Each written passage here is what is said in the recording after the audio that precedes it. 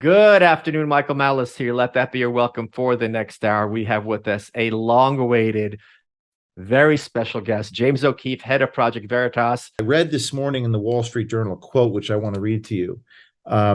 This is about the John Durham investigation of the FBI. This is Wall Street Journal columnist quote. Our media doesn't believe the important question right now is it true?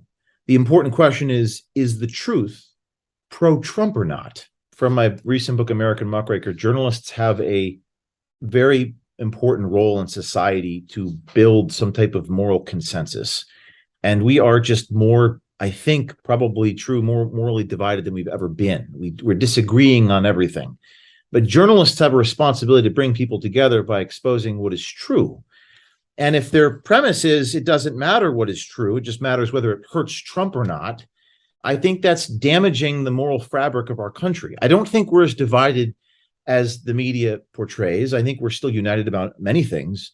Just my reading of history in the 60s and 70s and 80s and the sort of journalism that was done, whether it was Chicago Sun-Times doing undercover work or Diane Sawyer going into the grocery stores or Mike Wallace, remember, I don't realize he's dead, but he used to confront people with the microphone, stick it up their nose, go into boardrooms, and they'd be shocked. You just don't see that anymore. Ultimately, rock beats scissors. Videotape and reality beats propaganda every time. I almost feel bad for them, how incompetent they are at trying to push people away from watching your content. This kind of like, oh, no, don't look at it. It's all made up. It's like, right. It's a video. It's evidently not working. I mean, we're in the suburbs of New York, and last week, 1010 Wins, CBS News. These are the radio stations mothers listen to when they drop their kids off at school. These are the most listened to radio stations in America. 1010 Wins. We give you 22 minutes. We'll give you the world. They were reporting at the top of the hour that Mayor Adams fired this aide that we caught on tape. The aide called Mayor Adams corrupt and was mocking first responders for not being vaccinated. He said, fuck them if they didn't get the vaccine, and Mayor Adams fired him. There's a glitch in the matrix. We're able to get a reaction by virtue of the fact that they fire the person, and then what Mayor Adams' spokesperson said is, well, O'Keefe's a liar and doctors tapes, but we're firing this guy. And if you look at the comments, even their supporters, there's a local TV station in New York called WPix 11. This is what they were saying on television. It doesn't make sense for you to call Veritas liars, but then fire the guy for saying the thing that O'Keefe is reporting that he said. In a strange way, we're kind of bringing people together. In the Soviet Union, people knew they were being lied to, and they privately joked about it. Would you say that was a fair characterization of the 1930s, 40s, and 50s? In Soviet culture, there's something called anekdote, which are little jokes you tell, but these jokes often have a punchline that tells a truth that you cannot speak publicly, otherwise you're going to get in trouble. And one example is there was this big farm, and the commissar comes and he looks at the farm and he goes, "How is the wheat, farm man?" And the farmer's like, "Oh, comrade, the wheat, it's this, it's from here to Siberia." He goes, "Okay, what about the potatoes?" "Oh, the potatoes, comrade, if we stacked all the potatoes in this year's yield, it would reach the foot of God." And the commissar goes, "This is the Soviet Union. There is no God here." And he goes, "Well, that's okay. We don't have any potatoes."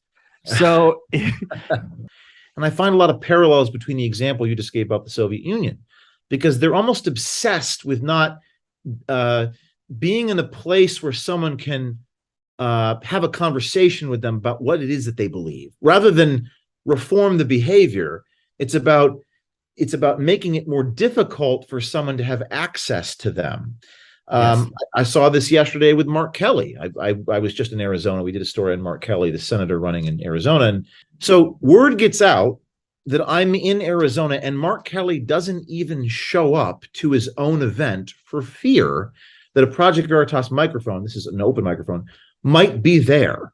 So he doesn't even show up. It's remarkable. James, I'm just imagining he gets the call. He's like, "What? James O'Keefe's in town?" And he's like, "All right, get the spaceship ready. I'm going to the moon for a day." I'm not even going to show up to my own event because there might be a reporter there. There was this great moment. If people haven't seen it, you have to watch it. Katie Hobbs, who's currently the Democratic nominee for governor in Arizona. She's running neck and neck with Carrie Lake, who's been a previous guest on this show.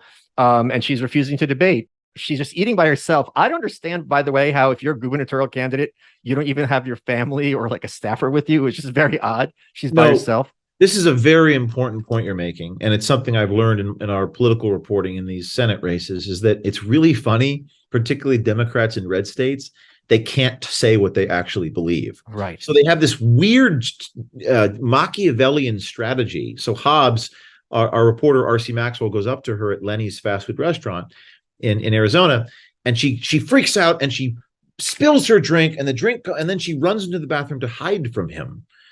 There's this great moment because she looks back, because as a human being, you want to clean up the mess you just made.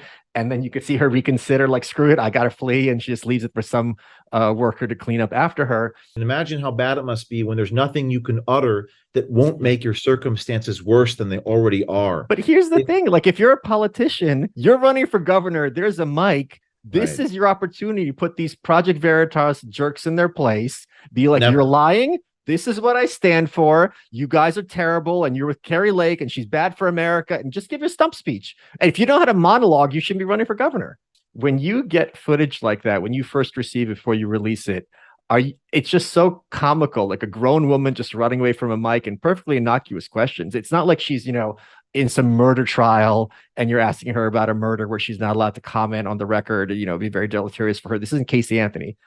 She's actually running actively for governor, and she has a very good shot of getting it. When you get this footage, are you guys in the office just all like cracking up out loud because it's so ridiculous to see visually? It's a mixture of another day at work. I think a lot of people here, it's almost like a relief that we got it. The first thing we do is, hey guys, did we get the footage? Did the batteries die? Did the hidden camera work? Like that's what's going through our minds when this happens, because we know that there's no way for them to win in this false dichotomy. It's a necessary consequence. It's the false dichotomy they put themselves in by propping up the lies and not having a conscience and telling the truth. I mean, this woman Hobbs, let me tell you something.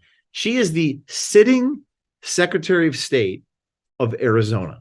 It's a big deal. Yeah. And she's running for governor. What would drive the Secretary of State of Arizona to run away from an African-American reporter and hide in the bathroom? Because that is the better option than to engage that man in conversation about what she was caught on tape saying.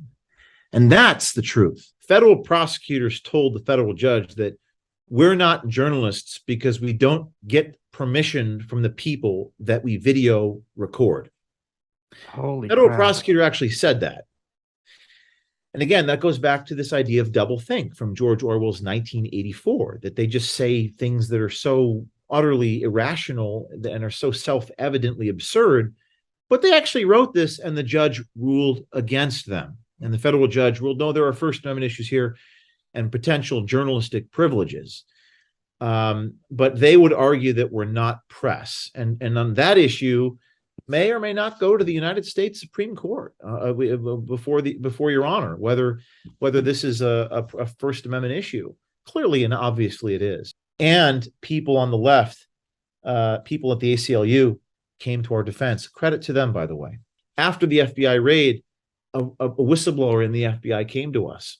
And remember how I told you that story about the prosecutor said we're not news media? Right. Well, the FBI whistleblower showed us a document inside internal computer systems identifying us as news media. I'm an optimist, and I believe in the principles, some of the principles behind this country. We pledge allegiance to the flag when we're young, and we believe in this idea of equality before the law, that Lady Justice is supposed to be blind. The First Amendment is the right, I think, that protects all others, and people have to have access to information. So I believe that if people knew what was going on in this country, and my job is to find that out and give it to them, there is much hope indeed. And I think that we have to be hopeful. We have to believe, because unless you believe something, you can't do it. If you believe that it's impossible, it's not. If you believe that it is possible, you will. And I have people out there in the government that come to me to this day. Federal people in the federal government come to Project Veritas and speak on the record, and they talk to me and they show me private information because they believe in something greater than themselves. And I know that's like 0.0001% of the American population, but 0.001 out of 400 million is quite a few people. Yeah. My job is to find those people and to tell their stories and to corroborate it with our undercover people to go out there and get the information. That gives me hope. It gives me a purpose to live.